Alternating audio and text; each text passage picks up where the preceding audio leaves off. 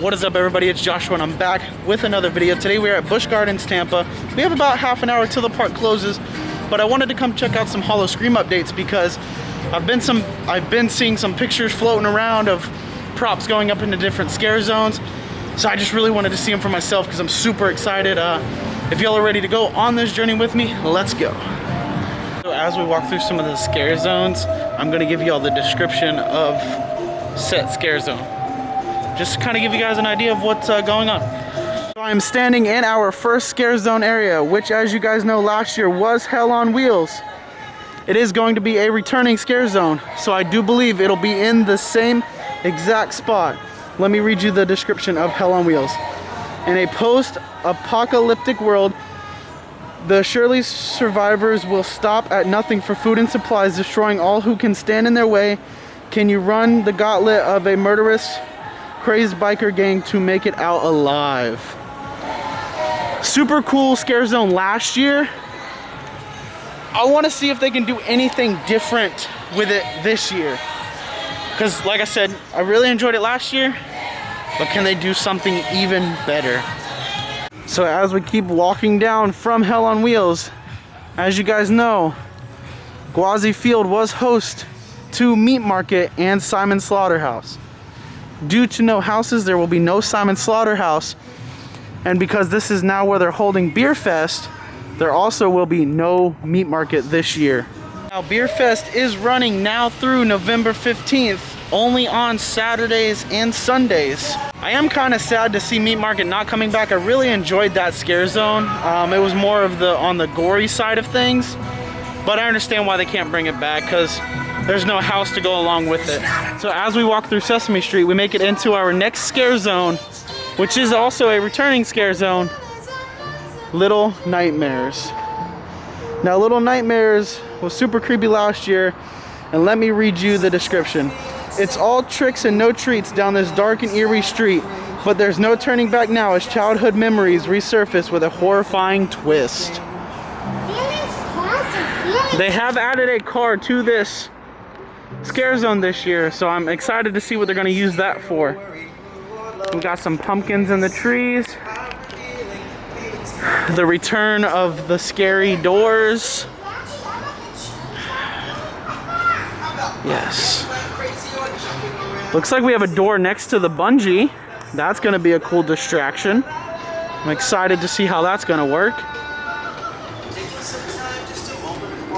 Our street lights for this scare zone really add to it at night. Like if you guys weren't here last year, it adds a really nice effect, and the scare actors got to stand under the light, which was cool. I don't know about this year because of the whole 6 foot away thing. I'm excited to see how this is going to turn out because it is a super tight scare zone area. I don't know, are they going to be able to pull it off?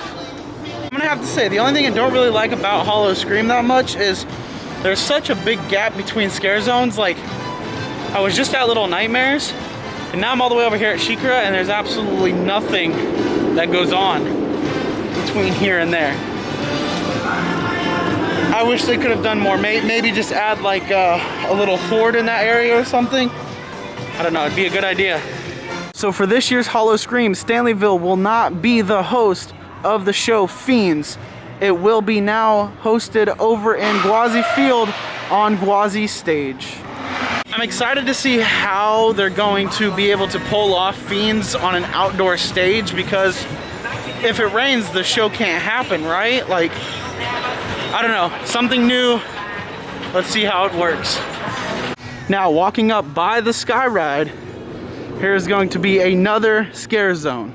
So this is not yet confirmed, but I believe this is the scare zone, the shortcut.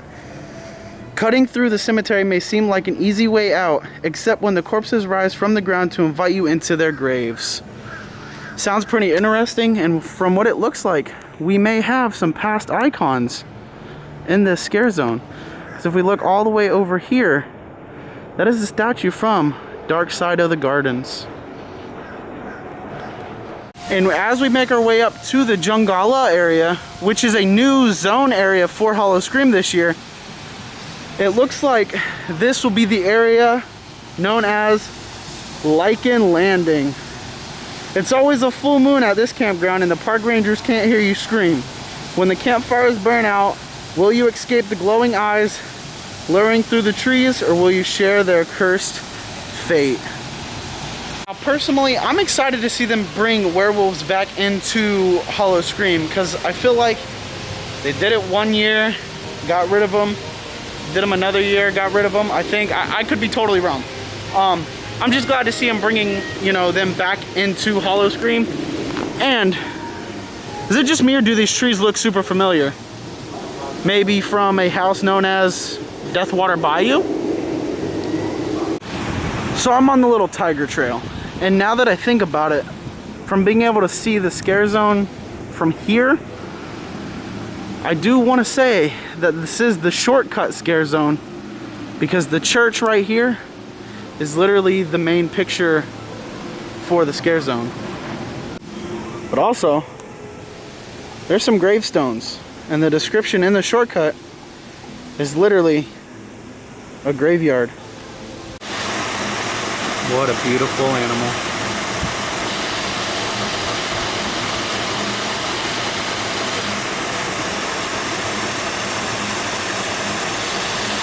I do want to clarify, when I mean not confirmed, I don't mean the scare zone, I just mean the location. I know the scare zones are confirmed, but the locations haven't been like sent out on a map or anything. Talk about creepy. The whole merry-go-round is completely destroyed. Looks like it belongs to an abandoned theme park. Like that, it's kind of creepy and cool if they keep it like this for Howl-O-SCREAM, but I highly doubt it. I think it's just down for normal maintenance. As we make our way through Pantopia, our next scare zone, which is a returning scare zone, is Manic Midway. Go backstage at the scariest show on earth with Sparky and his terrifying carny crew as they take over Pantopia and make the Midway their own stage of torture, creating a frenzy of fear. Now, I'm one of those people that really love clowns. So I love this area so much. I mean, when you get an area, you know, kind of big and open, full of clowns, it's really an amazing time all the way around. I love that it's returning. I want to see what they can do to make this better, because, you know, since there's no houses, I want to see y'all go all the way out with scare zones. I think they could do a lot with the scare zone. I just don't know if they will use the full potential or not. So this is a kind of another weird area of the park where they literally go from scare zone to complete nothingness, and you literally have to walk, it seems like 10 miles to the next scare zone. So if you came to Howl-O-SCREAM last year, you know that this area here and a little bit up this way was like a vampire themed scare zone. I don't remember the name off the top of my head, but they had like all these caskets and stuff set up, and it was like a 24-hour challenge or something like that to sleep in a coffin. But this year doesn't seem like it's going to be anything, which kind of stinks, because now you have a dead zone all the way from Manic Midway and Pantopia all the way up until our next scare zone, which we're about to get to. I don't know, I feel like all these dead spots are super unnecessary. And a good point has been brought up numerous times. They use their quote, "nowhere to hide." But I mean, if you have all these dead spots, isn't there technically a place to hide? So for this area, there's absolutely nothing up for the scare zone other than the lighting.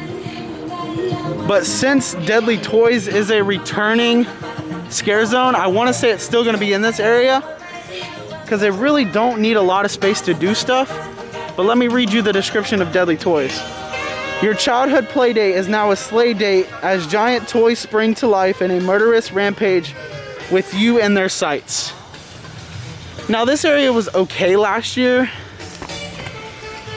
I didn't personally find it super scary. I wish they would have done maybe a little better with it. Maybe this year is going to be the year Deadly Toys actually is scary. I don't know, but it's a returning scare zone. Obviously, people liked it enough for them to make it a returning. We're coming up to another returning scare zone, or actually it's not a scare zone, it's more of a dedication zone. It's Day of the Dead. I don't want to butcher the actual name, so I'm going to call it Day of the Dead. Honoring the souls and spirits of those who have gone before us, guests can dance the night away in the festive zone, featuring a vibrant celebration of life and traditional taste of Mexico. Now, this one was really cool last year only because it's something different and nobody can actually scare you. It's just more of, like it says, a celebration of life. I'm excited this is returning. A lot of people are not. So, unfortunately, I still have 2 more scare zones that I have to find.